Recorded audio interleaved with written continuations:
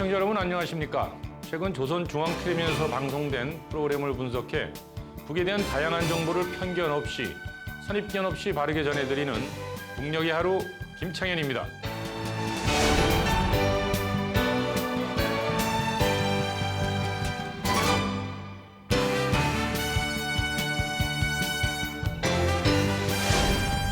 오늘도 우리가 몰랐던 북의 모습, 우리와 다르지 않은 그곳 주민들의 사는 이야기 전해드리겠습니다. 북녘의 하루 이은혜입니다.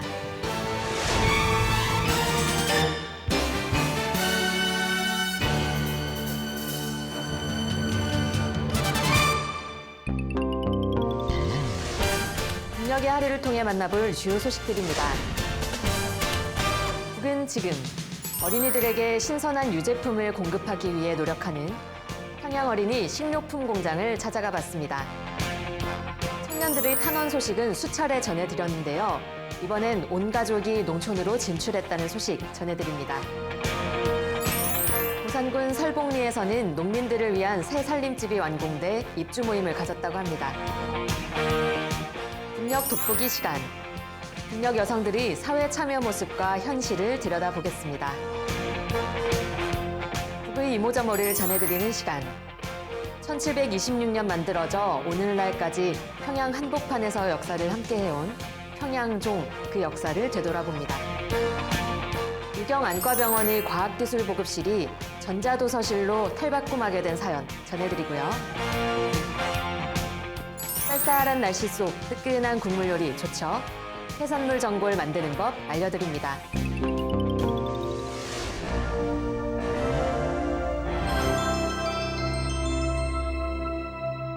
최근 보도된 북의 소식을 전하는 북은 지금입니다. 북의 전국 각지 유제품 생산, 공급 단위들은 자기 지역의 타가소와 유치원 어린이들에게 신선한 유제품을 매일 보급하고 있습니다. 이는 조선노동당 제8기 제3차 전원회의 결정에 따른 것인데요. 나라가 힘겨울수록 어린이들에게 정성을 더 쏟고 그 힘으로 혁명을 발전시키겠다는 것이지요. 북은 이를 숭고한 후대사랑 정신이라고 표현합니다. 결정이 내려진 지 1년 반 정도 지났는데요. 유제품 공급은 원활히 되고 있을까요? 후대사랑을 가장 선두에서 실천한다는 평양 어린이 식료품 공장 찾아가 확인해 보겠습니다. 당과 국가의 세심한 보살핌 속에 세상이 부름없이 자라나는 우리 아이들의 밝은 모습은 사회주의 조국에 약동하는 생기와 활력을 보여주고 있습니다. 후대들의 행복을 위해서, 밝은 웃음을 위해서 바치신 경야는 김종훈 동지의 크나큰 헌신과 로고의 자욱은 평양 어린이 식료품 공장에도 뜨겁게 오려 있습니다. 경야는 김종훈 동지의 현지지도 기념일을 맞이한 이곳 일꾼들과 종업원들이 어린이들을 위해서 바치신 경야는 김종훈 동지의 그날의 헌신과 로고를 다시금 가슴 뜨겁게 새겨 안고 있습니다. 2015년 11월 13일이었습니다. 바로 그날 경야는 청소동지께서는 우리가 생산한 여러 가지 어린이 식료품들을 보아주시면서 제품의 질에 대한 평가 기준을 몸소 정해 주셨습니다. 청소동지께서는 이제는 이 공장에서 제품의 영양학적, 위생학적 요구를 보장할 수 있는 조건에서 제품을 더 맛있게 만들기 위한 새로운 목표를 세워야 한다고, 다른 나라와 맛을 가지고 질 경쟁을 해야 한다고 간곡히 말씀하셨습니다. 그러시면서 우리 아이들이 이만큼 예민한 것은 없다고, 갓난 아이들도 비록 말을 하지 못하지만은 맛을 안다고 하시면서 평양 어린이 식료품 공장에서 만든 제품에 대한 이 질평가 기준은 이 공장 제품을 우리 아이들이 즐겨 찾지 않는가 하는 것이라고 말씀하셨습니다. 이날 경야는 김종훈 동지께서는 우리가 어려운 난관을 헤치며 혁명을 하는 것도 조국의 미래인 아이들을 위해서이며, 아이들의 맑은 웃음소리를 들으면 오늘은 비록 힘들어도 밝고 창창한 내일을 낙관하게 된다고 하시면서 생산 정상화이자 아이들의 웃음을 지키는 길이라는 것을 항상 명심하고 생산을 정상화하게 돼서 간곡히 말씀하셨습니다. 국가적 부담으로 전국의 어린이들에게 젖제품을 비롯한 영양식품을 공급하는 것을 당의 정책으로 수립한 조선노동당 중앙위원회 제8기 제3차 전원회의 결정을 높이 받들고 공장에서는 당의 육아정책 관철에 실질적으로 이바지하기 위해서 적극 노력하고 있습니다. 우리는 당의 숭고한 후대 사랑을 앞장에서 받들어 나가는 직접적 담당자라는 것을 명심하고 또 생산에서 기술 기존과 표준 저작법을 철저히 지켜나가도록 함으로써 질과 위생 안전성이 확고히 담보된 그런 젖제품들을 우리 어린이들에게 정상적으로 생산 공급하고 있습니다. 우리 유치원의 젖제품 공급 카드에는 매 어린이들에 대한 젖제품 공급 정령이 하루도 빠짐없이 기록되어 있습니다. 어린이들에게 젖제품이 공급된 지 이젠 1년이 좀 넘었는데 확실히 키도 크고 영양 상태가 막 좋아지는 것이 알립니다. 하루도 틈이 없습니다. 명절일 일요일은 물론이고 간혹 아이가 아파서 유치원에 못 나갈 때에도 선생님이 우유를 타가라고 전화도 오고 직접 집에까지 찾아와서 젖제품을 공급합니다. 힘겨울수록 어린이들에게 정성을 더 쏟아붓고 그 사랑의 힘으로 공산주의 미래를 향해서 완강하게 나아가는 것이 우리 혁명의 전진 방식, 발전 방식으로 되어야 한다고 하신 경의하는 김정은 동지의 순간 뜻을 높이 받들고 지금 전국 각지의 젖제품 생산 단위들과 공급 단위들에서는 필요한 조건들을 충분히 갖추어 놓고 자기 지역과 단위의 모든 타가서 유치원 어린이들에게 신선한 젖제품이 빠짐없이 제때에 가닿도록 하기 위해서 적극 노력하고 있습니다. 네, 그건 어렵고 힘든 부분으로 가겠다는 청년들의 탄원 소식은 여러 차례 전해드린 바 있지요. 오늘은 청년이 아니라 아빠, 엄마, 아이 둘까지 온 가족이 농촌 사회로 진출했다는 소식입니다. 오늘 주인공은 황해남도 최신관리국에서 일하던 분입니다. 황해남도는 얼마 전에 5,500대 농기구를 통 크게 선물 받은 지역이잖아요. 바로 그 장면이 주인공에겐 큰 자극이 되었던 것 같은데요. 그의 이야기 들어볼까요? 당내두리에 굳게 뭉쳐 혁명의 새 승리를 앞당겨갈 애국 청년들의 전투적 기계가 계속 거절을 이루는 속에 조국 번영을 위한 애국의 한 길에서 생을 빛낼 각오 안고 황해남도 최신관리국 노동자 홍기철 동무가 가족과 함께 재령군 김재원 농장으로 탄원했습니다. 황해남도 인민들에게 돌려주시는 경의하는 김정은 동지의 크나큰 사랑과 은정에 보답할 오직 한 가지 일념으로 가슴 불태우며 홍기철 동무는 조국의 부름 앞에 피 끓는 심장으로 화답해온 전세대 농민 영웅들처럼 당이 제시한 알곡꼬지 점령에 순결한 양심을 묻어갈 애국의 마음 안고 가족과 함께 사회주의 농촌의 삶의 좌표를 정했습니다.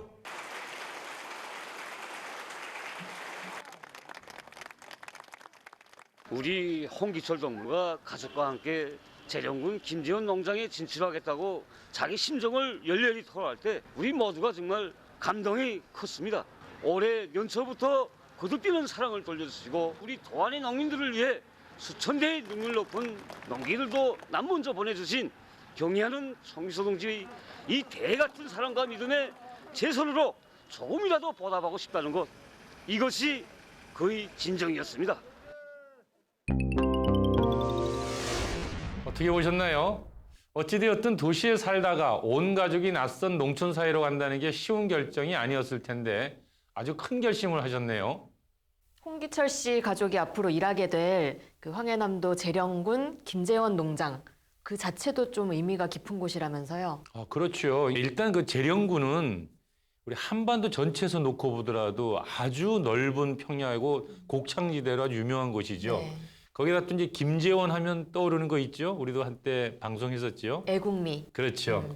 그 건국 초기에 자신이 수확한 쌀을 전부 다 애국미로 헌납했다고 해서 그것이 전체 이 전국에 있는 농민들에게 큰 귀감이 되었던 그 김재원 그분의 이름을 따서 만든 농장이니까요. 네. 저는 사실 감동적인 사연보다도 북에서 자기가 마음만 먹으면 잘 다니던 직장도 바꿀 수 있구나 이런 생각이 좀 들더라고요. 아무래도 북사회는 직업의 선택에 자유가 없다 이런 이야기를 많이 들어봐서 그랬던 것 같은데 사실 자기의 신념에 따라서 직장을 바꾸는 것 이것은 자유라고 봐야 되잖아요. 사실 저희도 직업을 마음대로 옮길 수는 없잖아요. 예, 누구나 다 먹고 살기 위해서는 하기 싫은 일도 억지로 해야 되는 경우가 많이 있는 법이고요. 북에서도 보면은 이제 그 고급 중학교를 졸업하고 나면 군대로 가는 학생이 있고 또 각각의 자신이 원하는 직장으로 가기도 하고 대학으로 가기도 하는데요. 본인들이 또 그 당시에 좀 더 힘든 곳은 탄원을 해서 일부러 가기도 하고요. 또 갔다가 또 본인이 이렇게 선택을 해서 이러이러한 사정이 있어서 나는 옮기겠습니다 하면 언제든지 옮길 수 있다고 합니다. 네. 그나저나 북은 요즘 전국적으로 농촌 살림집 건설 한창이잖아요. 홍기철 씨 가족분들도 새로 지어질 살림집에 입주할지 궁금합니다. 마침 강원 고산군 설봉리, 또 회령시 창유리 등 곳곳에 살림집 완공 소식이 전해졌습니다. 오늘은 설봉리의 입주 모임 현장 보시겠습니다. 당이 웅비한 사회주의 농촌 건설 강령이 위대한 변혁적 실체로 전환되는 속에 고산군 솔봉리에 백수십 세대의 살림집이 희한하게 일떠서 새집들이 경사가 났습니다. 풍치수려한 야산기술을 따라서 자기 고장의 특색과 세련미를 살리면서 단층, 소층, 다락식으로 훌륭하게 건설된 문화주택들에는 주민들의 생활상 편의를 최대한으로 도모할 수 있게 모든 조건이 원만히 갖춰져 있습니다. 농촌 살림집 건설의 첫 해에 우리식 농촌 문명의 새 모습을 펼친 고산군의 현대적인 문화주택들은 가까운 앞날이 전국의 모든 농촌 마을을 부유하고 문화적인 사회주의 리상촌으로 만드는 것을 중요한 정책적 과제로 제시한 우리 당 사회주의 농촌 건설 강령의 정당성과 생활력을 뚜렷이 과시하고 있습니다. 경의하는 김정은 동지의 웅대한 농촌 건설 구상에 따라서 새로 건설된 고산군 솔봉농장 소재지 마을 살림집 입사 모임이 14일에 진행됐습니다. 강원도 당위원회 책임비서 김수길 동지, 도농촌경의위원회 위원장 박정호 동지, 관계부문 일꾼들, 건설자들, 솔봉농장 농업근로자들이 모임에 참가했습니다.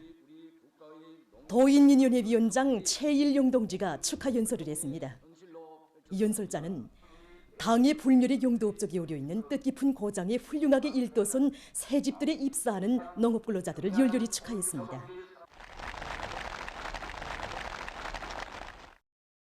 그는 도안의 일꾼들과 근로자들이 농촌진흥을 강력히 다그쳐서 나라의 농업을 확고한 상승 단계에 올려세우고 우리식 사회주의 농촌의 비약적 발전을 일으켜 나가는 데서 강원도 정신 창조자의 본분을 다할 데 대해서 강조했습니다. 살림집 리용 후가증이 참가자들의 열렬한 박수 속에 전달됐으며 교리 토론들이 있었습니다.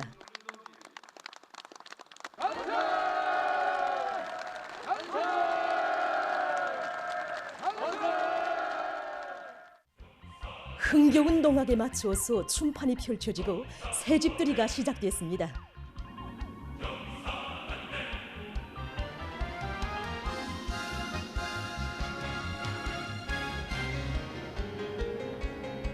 그들은 오늘의 이 행복을 가슴 깊이 간직하고 과학농사 열풍, 다수학 열풍을 세차게 일으켜 해마다 알곡 생산 계획을 어김없이 수행하며 고향 땅을 일하기 더 좋고 살기 더 좋은 사회주의 낙원으로 더욱 훌륭하게 꾸려나갈 결의를 기력했습니다. 큰별집이 차려졌습니다. 정말이지 노동당 만세소리, 사회주의 만세소리가 흥겨운 농악에 맞추어서 춤판이 펼쳐지고 새집들이가 진행되는 속에 일꾼들이 훌륭히 꾸려진 보금자리에 입사하는 주인들을 축하해주며 기쁨을 함께 나누었습니다.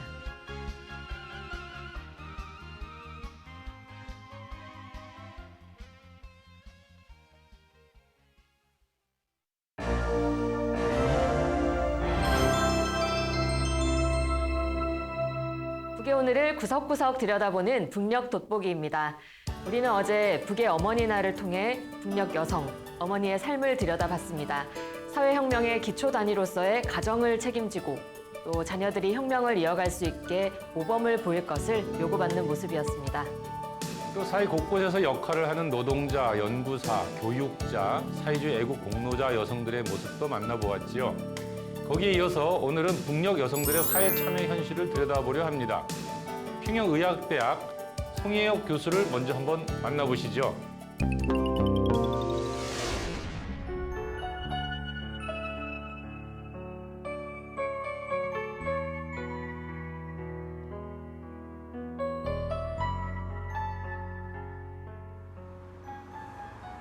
여기는 국가학위학직 수여위원회. 이곳 일꾼들의 말에 의하면 현 시기 가치 있는 논문들을 발표해서 경제 건설과 인민생활 향상의 절실한 문제들을 해결하고 후대 교육 사업에 적극 이바지하고 있는 지식인들 중에 여성들이 많은 몫을 차지하고 있다고 합니다. 종합된 자료에 의하면 최근 10년간에만도 박사 이상의 여성 학위학직 소유자들이 430여 명이나 배출되었습니다. 10년간 배출된 여성 학위학직 소유자들의 자료를 하나하나 파고들던 과정이 그 서열에 있는 한 여성 교육자의 이름이 두드러지게 안겨왔습니다. 온화한 신문사의 기자가 그에 대해 들려준 이야기가 떠올랐기 때문입니다. 제가 성희옥 선생님을 취재하게 된 계기점이 있습니다. 그때가 아마 2019년 9월 제14차 전국 교환대가 있은 직후였다고 봅니다. 저는 그때 텔레비전 화면을 통해서 주석단의 맨 앞열에 앉아있는 한 여성을 보게 되었습니다. 그 유명한 대학의 교수 선생님들, 총장 선생님도 그 일요일에 앉아 계시는데 어떻게 돼서 저 여성이 그 맨 앞열에 앉아있을까 하는 그 호기심이 무척 동했습니다. 알고 보니 그 우리나라에서 그 50대 여성 후보원사 이 성희옥 선생님이 처음이라고 합니다. 성예옥, 후보원사, 교수, 박사. 평양의학대학 림상 제1의학부 보건경영학 강좌 교원. 근무년한 35년.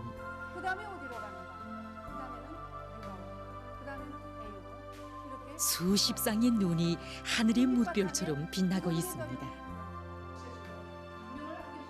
지금도 그때 우리 선생님이 첫 강의를 잊을 수 없습니다. 어떻게 하면 저렇게 강의를 잘할 수 있는가 이렇게 많이 생각했습니다. 그때 제가 후에 들은 소리는 이 선생님은 이제 그 강의 전 항상 100번 읽기를 진행하시고 겨우 이제 학생들이 이제 느낄 수 있게 가장 친절하고 세련된 동작, 인상, 언어 이걸 찾기 위해서 정말 피타는 노력이었다는 걸 후에 이야기를 들었습니다. 그때 제가 느낀 게 대학 교단이 정말 높아 보였습니다. 성희옥 선생님은 짧은 시간 동안에 모든 강의 내용을 폭넓고 깊이 있게 주기 위해서 교수 내용을 정치적, 경영학적 문제, 특히 문학과 생활 부문에 이르기까지 종합화, 중점화 원리화했습니다. 바로 이런 강의다 하니까 모든 학생들이 성희옥 선생님의 그 강의를 기다리게 되고 선생님이 강의할 때는 선생님이 그 강의에 이끌려서 자신들도 같이 사색하고 토론도 진행하고 이렇게 되었습니다. 그의 강의에서 주목되는 것이 있었습니다. 학생들을 의학과학 기술에 앞서 우리 당의 보건정책으로 무장시켜야 한다는 바로 그것이었습니다. 그 최근에 우리 노동당 시대를 대표하는 정말 우리 사회의 문명을 보여주는 그런 많은 기념비적 창작물들이 일도서는 가운데 그 현대적인 의료봉사기지들이 많이 일도서고 있습니다. 제일 처음으로 일도선 평양사는 유선종양연구소입니다. 그 다음에 유경치과병원, 옥류아동병원, 유경안과 종합병원, 보건산소공장, 평양치과위생용품공장 정말 그 한 해에 하나씩 일도섰다고 할 수 있을 정도로 그렇게 현대적인 보건기관들이 일도섰습니다. 우리 본스님께서 이런 그 보건기관들을 찾으셨을 때 여러 번 강조하신 말씀이 있습니다. 우리 인민들은 우리 당의 보건정책이 자기의 피부나 살에 와 닿아야 사회주적 시책을 믿게 된다. 때문에 우리나라 사회주의 보건의 운명이 우리 의료일꾼들에게 달려있다고 이렇게 말씀하시면서 분발하도록 이렇게 일깨워 주셨습니다. 그나날 그는 우리 당의 보건 건설 사상을 다시금 새겼습니다. 인간이 사랑을 떠나서 존재할 수 없는 것처럼 보건은 정성을 떠나서 존재할 수 없다. 정성은 인민대중을 위해 복무하는 사회주의 보건의 속성이며 생명이다. 그는 글을 쓰기 시작했습니다.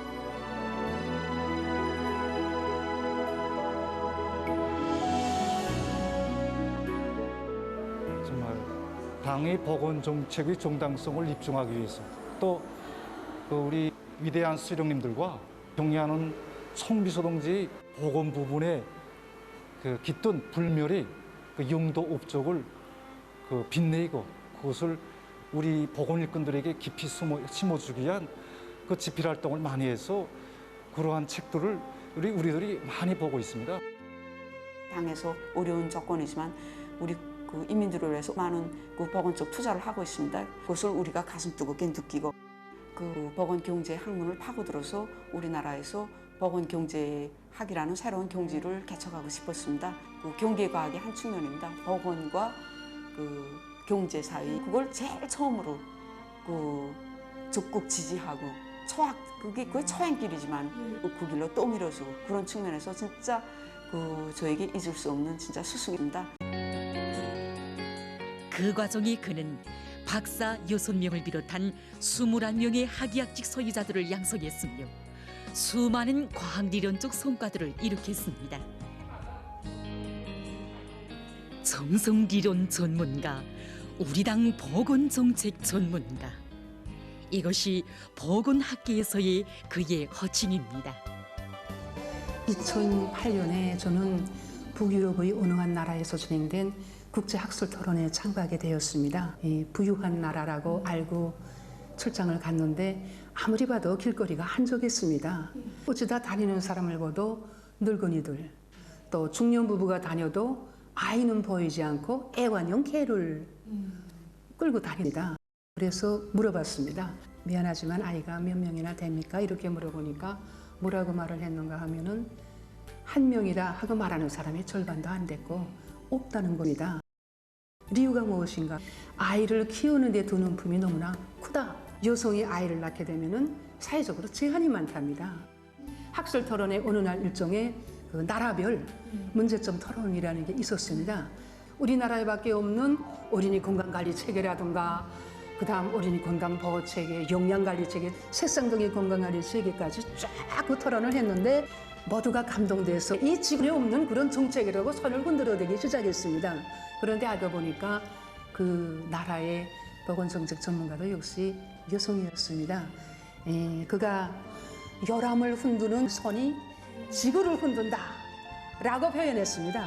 아직도 그 모습이 이제 아마 다시 만나면 열함을 흔드는 손이 지구를 움직인다. 참으로 의미심장한 말이었습니다.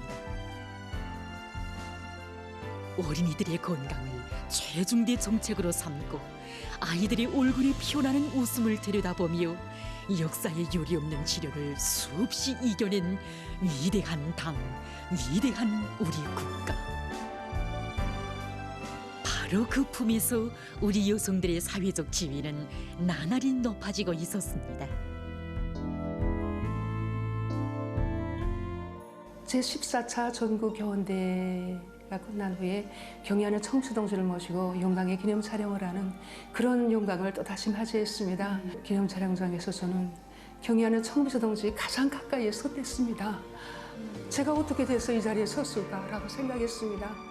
정말 그 자리에서 성예역 선생님은 절감했다고 합니다.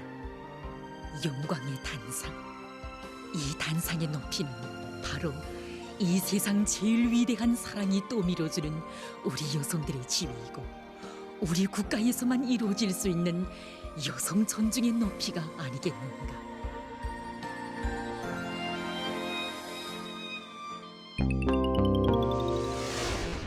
요람을 흔드는 손이 지구를 흔든다. 참 멋진 말이네요. 이 세상에서 가장 위대한 이름이 어머니 아니겠습니까? 그 여성들이 사회의 주체로 우뚝 섰을 때 더 큰 역할을 할 수 있다는 것 깊이 공감합니다. 여성의 손으로 지구를 흔들려면 그에 걸맞는 사회제도가 뒷받침되어야 할 텐데요.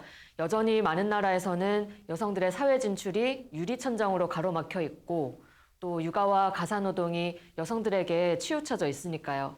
이 문제는 북도 마찬가지일지 궁금한데요. 지금부터 함께 들여다보겠습니다. 북의 여성들의 사회 참여에 대한 평가는 크게 갈라집니다. 일찌감치 남녀 평등법을 만들고 여성의 지위를 높였던 북은 다양한 타가소를 만들어 여성들을 가사노동에서 해방시키고 사회 참여를 이끌어냈다는 시각이 있습니다.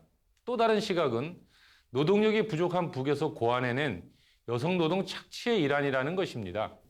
그 시작이 어찌됐든 북의 여성들의 사회 참여와 노동활동은 활발한 편인 것 같아요. 우리 북녘의 하루에서도 뭐 길거리에 꽃을 가꾸는 사람부터 엄청 큰 중기계를 운전하는 여성 노동자, 이런 다양한 모습들 봤잖아요. 그리고 노력혁신자나 애국공로자 중에도 여성분들이 꽤나 많았고요. 그렇죠.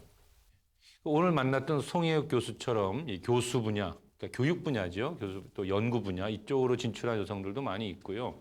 사회적 지도급 인사라고 하는데 우리가 딱 금방 떠오르는 최선희, 최선희라든지 또는 현송월이라든지 이런 여성들처럼 아주 사회 지도적 위치에 올라간 여성들도 있고요.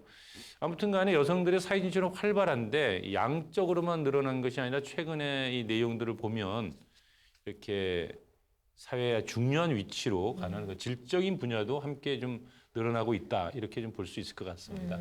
그러면 실제 여성 대의원 또는 여성 당위원장 이런 분들도 많이 늘어났을까요? 그러니까 정치적 진출을 말하는 거잖아요. 네. 그 통일부 소속에 있는 통일교육원의 자료에 따르자면 1970년대 이후부터 지금까지 쭉 그 최고인민회의의 여성의 비율을 보니까 한 15%에서 20%를 유지한 것 같습니다. 근데 최근 보도 자료에 따르면은 25%까지 좀 늘어났다 이렇게 좀 보여지고 있어요. 그리고 이제 지방의회 같은 경우는 지방대의원들 같은 경우는 25%에서 30% 정도를 유지하는 것 같습니다. 네, 이런 자료가 있어요. 전 세계 평균 여성 의원 비율은 25.6%. 그리고 현재 대한민국 21대 국회의 여성 의원 비율은 19%라고 하거든요. 그것과 비교하면 사실 북의 여성들이 이런 고위직 진출이 크게 높다고 하기도 그렇고 크게 낮다고 하기도 좀 어려울 것 같습니다. 평균 정도 되겠네요, 보니까. 그렇죠. 네. 그리고 이제 좀 제도적인 부분을 더 알아보고 싶은데요. 아까 북은 일찌감치 남녀평등법을 제정했다 이런 말씀하셨잖아요. 그 시작이 언제쯤일까요? 예, 북은 정권 건설 초기라고 할 수 있죠. 1946년 7월 30일 날 북조선 남녀 평등권에 대한 법령을 발표하였고요. 그리고 1978년도 제정된 사회주의 노동법에 그 내용이 반영됐습니다. 노동법에 반영됐다는 거는 뭐 남성과 여성이 평등한 권리를 누린다 이런 선언적인 수준보다도 구체적으로 고용이나 임금에서의 차별이 해소되었다 이렇게 봐도 될까요? 그렇죠. 그러니까 고용 차별을 금지하고 동일 노동 동일 임금의 원칙을 확립한 겁니다. 네. 그리고 사회보험 및 교육의 권리도 아주 대단히 이제 확충을 시켰는데요. 1946년도에 9월 1일 날 호적제도를 공민제도로 바꿉니다. 네. 그리고 47년도에 가서는 호적제도, 호주제도를 완전히 폐지해버리고요. 그러니까 이제 호주 상속이라든지 또는 재산 상속 분배에 있어서 여성과 남성의 권리를 동등하게 이제 부여하기 시작을 한 것이죠. 무척 빠르다고 볼 수 있겠죠. 그래가지고 91년도에 이제 가족법을 만들어요. 네. 그래가지고 거기서 여성의 지위와 역할에 관련된 규정을 정확하게 하는데요. 그 내용을 보면은 부부간 동등한 사회 정치 참여에 대해서 법률로 권리를 보장하고 있는 겁니다. 그런데요, 사실 우리나라 근로기준법 6조에 보면 남과 여성을 어떤 성을 이유로 해서 차별해서는 안 된다 이런 내용이 있거든요. 하지만 현장에 가서는 남성과 여성의 임금 차이가 여전히 격차가 있잖아요. 한마디로 법에 명시되어 있다라는 게 만사는 아니다라고 느껴지는데 사실 북녘 사회에 대해서 얘기를 전해 듣다 보면 여전히 좀 남성들은 가사노동에 참여를 안 한다. 그리고 가부장적이다, 문화가. 이런 얘기도 많잖아요. 실제로는 어떨까요? 이 법률적 제도는 일찌감치 확립된 건 분명한데요. 저희가 이제 이 통일 TV를 통해서 이제 조선중앙텔레비전을 함께 보다 보면은 이제 그 아내분들이 남편분한테 우리 세대주라는 표현을 여전히 쓰고 있고 또 보면은 집에 같이 일을 하고 들어와서도 이제 가사노동은 여성이 이제 좀 혼자 도맡아 하는 이런 경우가 좀 많이 있는 것 같아요. 그러니까 이건 달리 얘기한다면 가부장 제도의 유습이 좀 여전히 남아있다? 뭐 이렇게 볼 수도 있는 것 같고요. 다만 북은 여성의 그 가사노동을 사회화하는 문제, 사회 정책적으로 해결하는 문제에 많은 노력을 기울이는 것이 좀 눈에 띈다고 할까요? 가사노동의 사회화, 그러니까 여성에게 부과될 수 있는 가사노동을 사회가 책임진다. 그렇죠. 그러니까 이제 대표적으로 여성이 사회적으로 진출하는데 가장 가로막는 것 중에 하나가 육아의 문제인데 그 타가소를 많이 만들고 유치원 제도를 아주 활성화시켜서 그것도 타가소도 아주 꼼꼼하게 정말 밤늦게까지 봐줄 수 있는 시스템을 만들어서 여성들을 이 사회 진출하게 만든 것은 아주 일찌감치 시작했지 않습니까? 이런 것이 이제 일종의 그 가사노동의 사회화의 한 내용이다 할 수 있을 것이고요. 네. 또 가사 부담이 큰 여성들을 보호하기 위해서 남녀 평등권 법령을 일찌감치 이제 제정을 하고 그리고 어린이 보육 교양법을 만들어서 그런 여성들의 사회 진출을 좀 이렇게 돕고 있는 것이죠. 그 북녘의 하루 방송에서 타가소 관련 정책은 많이 들여다봤었잖아요. 뭐 동마다 또 구역별로 촘촘하게 타가소 유치원들이 있고 또 좀 규모 있는 기업소나 협동조합, 공장에서도 타가소를 운영하고 있다. 이렇게 얘기 들었던 기억이 나네요. 네, 타가소에서는 생후 개월수에 따라서 한 방에 2명씩의 보육원을 두고 15명에서 20명에 가까운 그 어린 아이들을 이렇게 돌봐주는 시스템을 구축하고 있다고 하고요. 좀 밤늦게까지 또 일을 해야 되는 여성인 경우에는 또 특별한 방을 만들어서 마지막 남은 아이까지 이제 돌봐주는 그런 시스템이 잘 운영되고 있다고 합니다. 그러면 뭐 워킹맘들은 꽤 마음을 놓고 사회 활동을 할 수가 있겠네요. 오늘 우리 부근지금 코너에서요. 젖제품 공급 정책 얘기 잠깐 나왔었는데 거기 보니까 유치원에서 어린이들마다 젖제품 공급 카드를 작성하고 있다. 이런 얘기가 나왔어요. 유치원이나 타가소에서 아이들의 건강에 대해서도 많이 좀 관심을 돌리고 있겠죠. 당연히 그렇겠죠. 이 타가소와 유치원에는 의무실과 의사가 반드시 배치되어 있고요. 예방주사도 여기서 다 놓아줍니다. 네. 특히 타가소에 입소할 때는 어린이 건강기록부는 필수품으로 되어 있고요. 그리고 이제 식량이 부족할 경우에는 반드시 타가소와 유치원에 우선한다라는 원칙도 잘 수립되어 있다고 합니다. 확실히 아이들에 대한 육아, 돌봄, 또 건강관리, 교육 이런 부분에는 나라가 많은 힘을 쏟고 있는 건 사실인 것 같아요. 심지어 임신이나 출산에 드는 비용도 나라에서 다 책임지고 있잖아요. 그리고 저는 그 가사노동 사회화 얘기 들었을 때 김치 공장 얘기가 딱 떠오르더라고요. 공장에서 대량 생산해서 보급하니까 집에서는 김장 담글 일이 없다. 이거 사실 엄마들 굉장히 힘든 일이잖아요. 그렇죠. 근데 김치 공장뿐만이 아니라 된장, 고추장 등 아주 모든 식료 공장들이 잘 발달돼 있어요. 이런 게 전부 다 가사노동의 사회화의 한 일환이라고 할 수 있겠죠. 그러면 이런 타가소 정책이나 또 식료품 공장 이런 사회적 기반이 여성들이 더 일을 잘할 수 있게 하는 노동권을 더 보장하는 대로 이어질 수밖에 없겠네요. 네. 북은 여성들의 50% 이상이 경제활동을 하고 있거든요. 따라서 여전히 이제 북은 뭐 가부장적 요소도 남아 있다라고는 하지만 사회적으로 모성을 보호하고 여성들의 사회 진출을 돕기 위해서 이 제도화 시켜내는 다양한 가사노동의 그 사회화 이런 프로그램들이 무척 눈에 띌 정도로 노력하고 있다 이런 모습이 좀 보입니다. 네. 여러분은 오늘 돋보기 어떻게 보셨어요? 저는 북사회를 들여다보니 우리 사회 모습도 좀 돌아보게 되는데요. 성평등 이슈, 또 젠더 이슈는 우리 남쪽에서 시대를 관통하는 문제라고도 할 수 있으니까요. 다양한 양상으로 드러나는 갈등들, 결국은 사회가 책임지고 해결할 문제가 아닐까 그런 생각이 들었습니다. 맞습니다. 성평등이라는 단어는 구호 속에 머물고 실제 법적 제도적 장치가 미비하고 사회적 인식도 부족한 것이 사실이니까요. 정치권을 비롯한 사회 지도부에도 보다 많은 여성이 진출해야 하겠고요. 오랜 세월 동안 유지해온 가부장적 유습과 그릇된 제도를 없애는 문제는 남녀가 손잡고 함께 싸워야 할 과제가 아닐까 생각됩니다.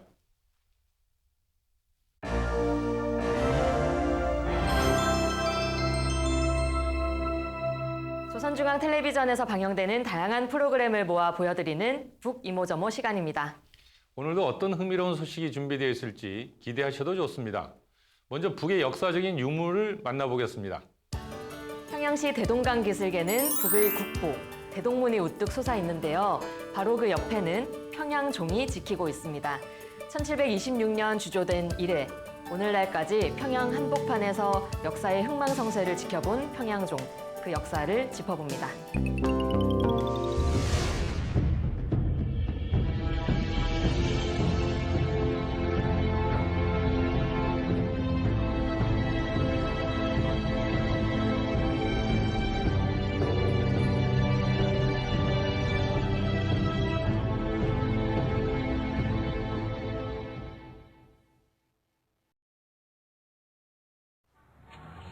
여기는 평양시 중구역 대덕문동.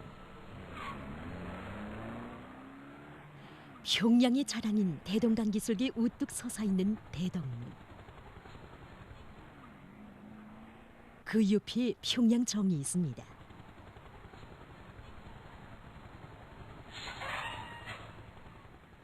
근 300년의 역사를 가진 평양정은 높이가 3.1m, 아구리 직경은 1.6m이며 무게는 거의 13톤가량 됩니다.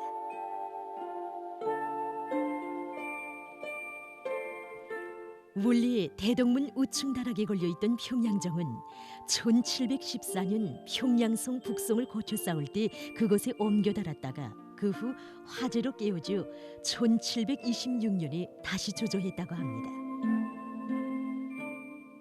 이 총동정의 조조는 약 4개월간 진행됐는데 당시 량반 계층뿐 아니라 평민들과 중들까지도 놋그릇과 쇠붙이를 모아가지고 찾아왔다고 합니다. 정곤년에 새겨져 있는 이 글들은 그때의 주조 경위와 거기에 기여한 사람들의 벼슬과 이름들입니다. 또한 평양정에는 여러 불상들과 함께 각이한 형태의 무늬들로 장식되어 있는데 이것은 당시의 시대상과 우리 선조들의 주조 기술을 보여주고 있습니다.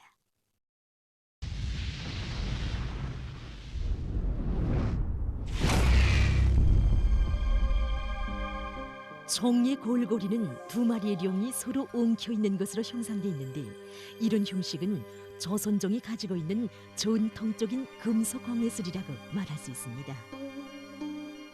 당시 평양정은 성문이 여닫기는 시간을 알려주는 데 이용해 왔는데 아침에 치는 정은 파루, 저녁에 치는 정은 인경이라고 불렀습니다. 또한 외적의 침입과 성 안에서 일어나는 각종 사변들을 알려주는 신호수단으로도 이용돼 왔습니다. 특히 한 해가 저물어가는 섣달 금음날 밤이면 의뢰이 울려 퍼지는 평양 정소리는 새해를 맞는 평양성 사람들에게 많은 정서적 의미를 더해주었다고 합니다.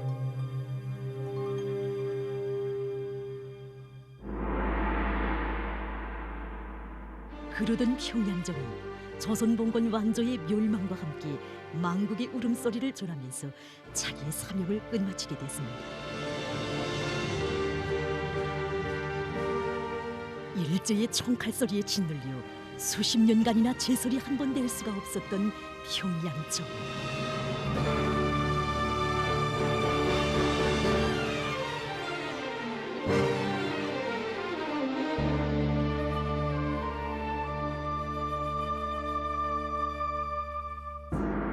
그 평양정이 자기의 소리를 되찾을 수 있은 것은 나라가 해방된 해인 1945년 12월 31일이었습니다. 언제나 민족의 수건을 남먼저 헤아려 보신 위대한 수령님께서는 1946년 새해를 맞으며 평양 정소리를 높이 울리게 하시어 인민들에게 해방의 기쁨을 더욱 안겨주셨습니다.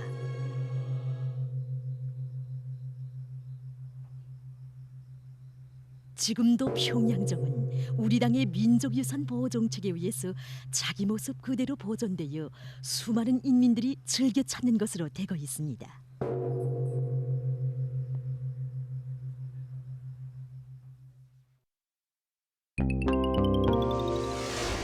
이게 모든 공장 기업소, 협동농장마다 과학기술 보급실이 있다는 것 알고 계시죠?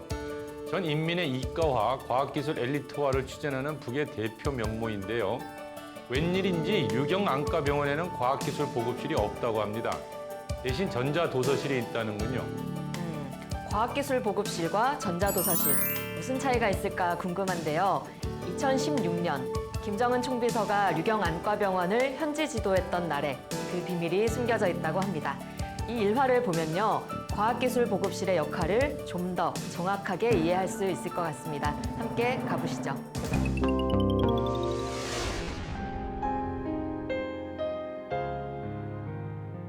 여기 류경안과 종합병원으로는 오늘도 많은 사람들이 찾아와 친절한 의료 봉사를 받고 있습니다. 경의하는 김정은 동지의 구상에 따라 일떠선 이 병원에는 수많은 사랑의 이야기들이 깃들어 있습니다.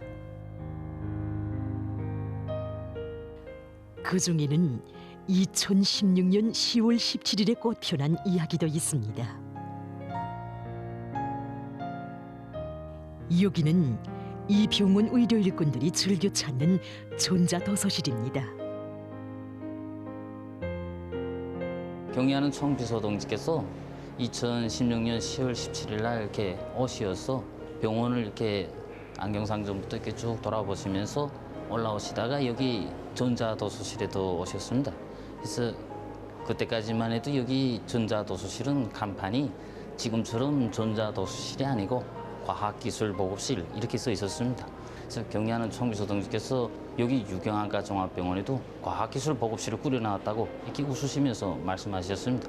그래서 동행한 일꾼들이 경의하는 총비서 동지께서 이 과학기술보급실을 꾸려놓은 자기들이 숙을 알아주신 것 같아서 마음속으로 정말 기뻐했습니다. 경의하는 총비서 동지께서는 병원들의 과학기술 보급실을 꾸리도록 한 것은 잘못된 편향이라고 말씀하시는 것이었습니다. 일꾼들이 오리둥절했습니다. 그 영문을 알 수 없었습니다.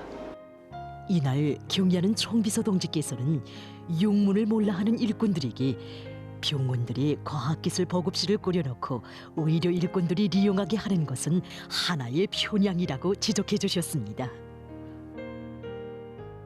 그러시고는 그 이유에 대해서 알기 쉽게 가르쳐 주셨습니다. 총비서 동지께서는 이 공장 기업소들에 우리가 과학기술 보급실을 꾸려놓으라고 한 것은 생산 현장에서 일하는 근로자들을 현대 과학기술로 무장시키기 위해 취한 조치라고 하셨습니다. 일꾼들이 순간 자기들이 무엇을 잘못했는가 하는 걸 깨닫게 되었습니다. 사실 대학을 다 졸업하면서 현대 과학기술 지식을 습득하고 나온 의사들이 기본 사업을 하고 있는 이 병원에 과학기술 보급실 꾸려놓고 현대 과학기술로 또 무장시킨다. 이게 사실상 도식적인 거였던 것입니다. 경의하는 총비서 동지께서는 병원에는 전문 의학 서적들, 현대 의학 과학기술 자료들, 추세 자료들 이런 자료들을 열람하는 전자도서실을 꾸려넣어야 된다는 것 이렇게 말씀하셨습니다. 과학기술 보급실이라는 것은 말 자체로 과학기술 지식을 보급하는 것이었습니다. 그러니 대학에서 지식을 배워가지고 졸업한 의사들이 과반수를 차지하고 있는 병원에서 과학기술 보급실을 꾸려놓고 운영한다는 것은 그야말로 형식주의에 불과한 것이었습니다. 이날 경의하는 총비서 동지께서는 일꾼들에게 병원들에는 의료 일꾼들이 전문 의학 서적들과 새 의학 과학기술 자료들을 비롯한 참고 자료들을 볼 수 있게 전자 도서실을 꾸려놓아야 한다고 하시며 그 방향과 방도까지 가르쳐 주셨습니다. 이렇게 돼서 우리 병원에는 과학기술보급실 대신 전자도서실이 생겨나게 되었습니다. 우리 병원 의료 일꾼들은 매일 전자도서실에 와서 국가망에 연결된 컴퓨터를 통해 세계적인 안과 발전 추세와 전문 의학 서적들을 보면서 자신들의 의료 실무 수준을 부단히 높여나가고 있습니다. 과학기술 보급실과 전자도서실. 단순한 명칭의 차이가 아니었습니다. 여기에는 모든 사업에서 경직과 교조를 타파하고 새롭게 그리고 창조적으로 일어나갈 것을 바라시는 경의하는 김정은 동지의 깊은 뜻이 담겨져 있었습니다.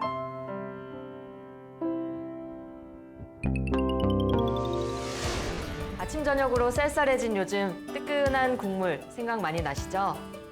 요즘 날씨에 딱 맞는 해산물 전골 요리 어떠세요? 대성백화점 4층 책임자이자 공훈 요리사 김석 셰프의 비법 공개합니다.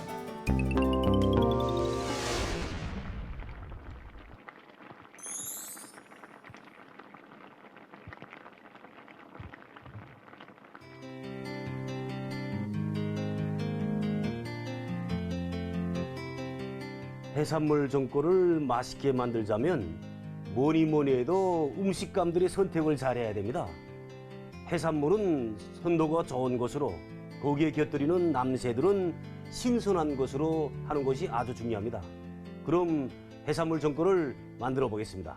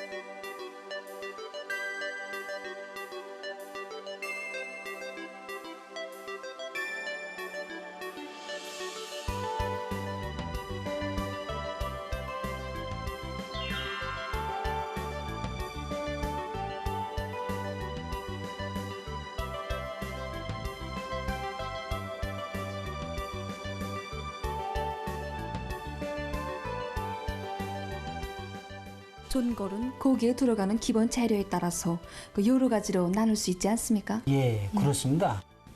돼지고기가 기본 음식감으로 쓰이면 돼지고기 전골, 기본 음식감이 소고기이면 소고기 전골, 또 여기서와 같이 해산물이 많이 들어가면 해산물 전골. 한 가지 해산물을 기본으로 해서 만든 낙지 전골, 명태 전골, 조개 전골 등 여러 가지가 있습니다. 일반적으로 전골에 이용되는 물고기는 명태, 도미, 우레기 같이 기름기가 적고 살이 희며 가시가 적은 물고기를 쓴 것이 좋습니다.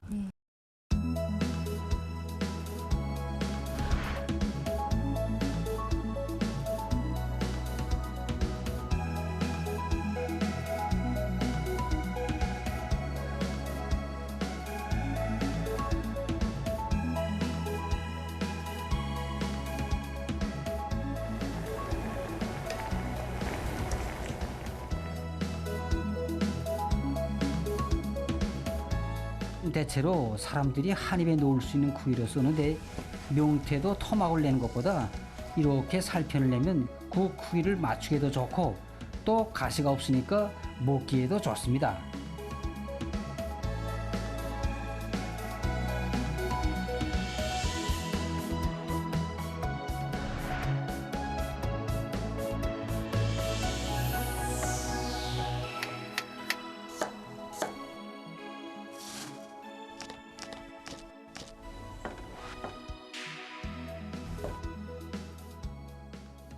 버섯은 질에 따라서 이렇게 결방을 찢어지는 두타리 버섯과 같은 찢어지는 버섯은 찢어서 쓰고 건봉버섯, 검정버섯과 같이 살쪄지게 단단한 이러한 그 버섯들은 이거 썰어서 씁니다. 전골은 이렇게 남새나 버섯, 두부를 비롯해서 여러 가지 음식들이 들어가는데 여기서 남새나 두부는 전골의 맛을 산뜻하게 해주고 버섯은 국물의 감칠맛을 더해주며 쑥갓이라든가 파, 마늘, 생강 같은 향신 남새들은 요리에서 비린 맛과 잡내가 나지 않게 할 뿐 아니라 맛을 향기롭게 해줍니다. 전골의 유래를 보면 먼 옛날에 외족들과 싸우던 군사들이 전장에서 차고 굳어진 음식을 그대로 먹을 수가 없어서 전투 때 쓰는 전립에다가 그 음식들을 이렇게 모아놓고 끓여 먹은 데서 생겨난 것으로 되어 있습니다.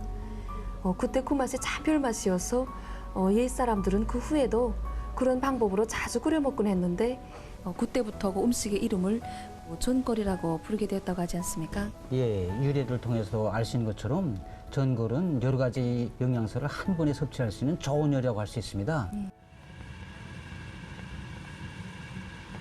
일반적으로 국물은 찬물에 고기나 뼈를 넣고 약한 불에서 서서히 끓여서 만듭니다. 흔히 가정들에서는 해산물 전골의 국물을 맹물에 물고기를 두고 끓이는 것으로 알고 있는데 지금 요리사 동물을 보면 다시마 우린 물에 물고기 대가리나 뼈를 넣고 국물을 만들고 있습니다. 다시마 우린 물을 쓰면 해산물의 고유한 맛이 더 잘 살아나고 건강에도 아주 좋습니다.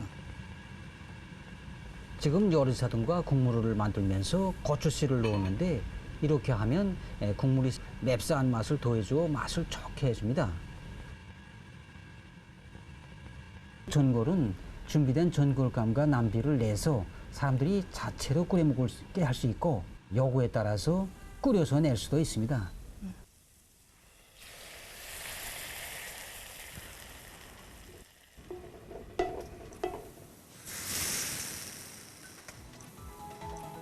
해산물 전골을 끓여서 낼 때에는 남비에 전골감들을 넣는 순서가 있는데 무나 홍당무 같이 오래 익는 음식감들을 맨 밑에 놓고 그 위에 버섯이나 남새를 넣고 그 다음에 해산물을 올려놓습니다.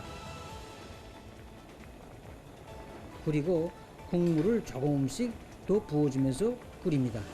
이렇게 하지 않으면 오래 끓여야 익는 음식감들이 익는 동안 연한 남새들은 다 풀어져서 전골의 맛을 잘 살릴 수 없을 뿐 아니라 영양가도 떨어지게 됩니다.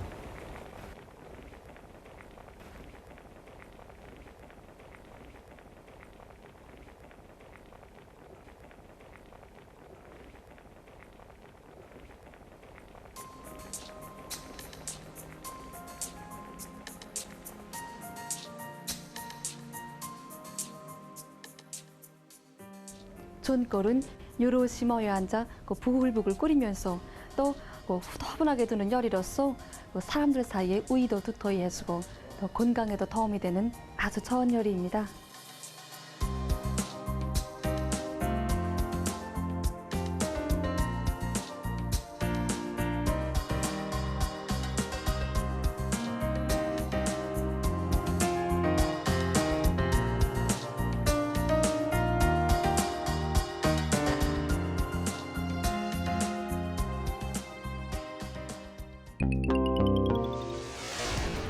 오늘 순서는 여기까지입니다.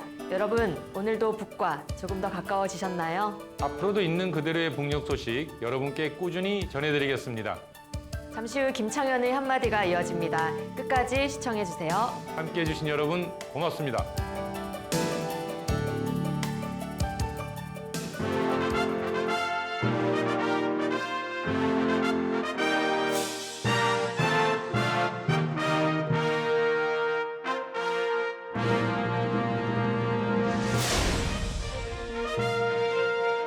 방송을 보다 보면 북의 여성들이 말을 조리있게 참 잘하지요. 예전 평양을 방문했을 때도 느낀 바 있는데요. 북 여성들은 농담도 잘하고 대단히 활기찬 걸 알 수 있습니다. 뭐라 설명할 수 없는 당당함을 품고 있다 할까요?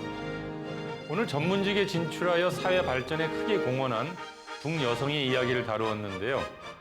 실제 북 여성들은 적극적으로 사회 참여와 노동 생활에 기여하고 있습니다. 각 분야의 실질적 책임 일꾼으로 성장한 여성도 무척 많지요. 우리 사회와 가장 큰 차이는 젠더 이슈가 주요한 문제로 되지 않는다는 것이지요. 혁명의 수레바퀴를 함께 끌고 가는 동지로 남녀를 규정하니까요. 한 사회의 남녀 평등 정책의 성공 여부는 말이지요. 여성 불평등의 근원인 교육, 가사노동, 출산, 육아에 대한 대책이 있어야 하는데요. 북은 여성들의 임신과 출산, 가사노동 전반을 사회가 책임지는 정책은 확고히 자리 잡았다고 보아도 무방할 듯 합니다. 다만 성별 분업의 현상은 여전히 존재하는 것 같습니다. 최고 전문직 진출이 급격하게 늘어나고 있긴 하지만 여전히 공장 기업체의 단순 노동직에 대한 진출이 두드러지는 것으로 보입니다. 경공업이나 교사의 여성 인력이 많은데요. 이를 북에서는 당의 특별한 배려라고도 합니다. 또한 세대주라 불리는 남편들이 가사노동 분담에 소극적이라고 하니 오랜 가부장적 유습은 잘 없어지지 않나 봅니다. 북한의 여성 잡지인 조선여성을 보면 말이죠.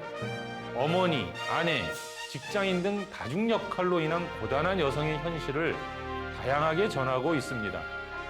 또한 고부 갈등, 자녀 교육 문제 등을 다루고 있는 내용을 보면 사람 사는데 어디나 비슷하구나 싶습니다. 그렇습니다. 남과 북의 여성이 모이면 정말 할 말이 많을 듯합니다. 그리고 금세 친구가 될 것 같습니다. 북녘의 하루, 김창현의 한마디였습니다.